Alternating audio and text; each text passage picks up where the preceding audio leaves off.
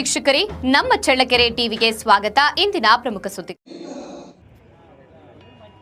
ಮಧ್ಯ ಕರ್ನಾಟಕದ ಐತಿಹಾಸಿಕ ಕ್ಷೇತ್ರವಾದ ನಾಯಕನಹಟ್ಟಿ ಶ್ರೀ ಗುರು ತಿಪ್ಪೇರುದ್ರಸ್ವಾಮಿ ಒಳಮಠದಲ್ಲಿ ನಿವೃತ್ತ ಕೆಎಎಸ್ ಅಧಿಕಾರಿ ಎನ್ ರಘುಮೂರ್ತಿ ಅವರ ಜನ್ಮದಿನವನ್ನು ಅದ್ದೂರಿಯಾಗಿ ಆಚರಿಸಲಾಯಿತು. ಜನ್ಮದಿನದ ಅಂಗವಾಗಿ ಶ್ರೀ ಗುರು ತಿಪ್ಪೇರುದ್ರಸ್ವಾಮಿ ದೇವಸ್ಥಾನದಲ್ಲಿ ವಿಶೇಷ ಪೂಜೆ, ರುದ್ರಾಭಿಷೇಕ ಹಾಗೂ ಭಜನಾ ಕಾರ್ಯಕ್ರಮಗಳನ್ನು ಹಮ್ಮಿಕೊಳ್ಳಲಾಗಿತ್ತು. ಬಳಿಕ ಕೇಕ್ ಕತ್ತರಿಸುವ ಮೂಲಕ ಎನ್ ರಘುಮೂರ್ತಿಯವರ ಜನ್ಮದಿನವನ್ನು ಸಂಭ್ರಮದಿಂದ ಆಚರಿಸಲಾಯಿತು.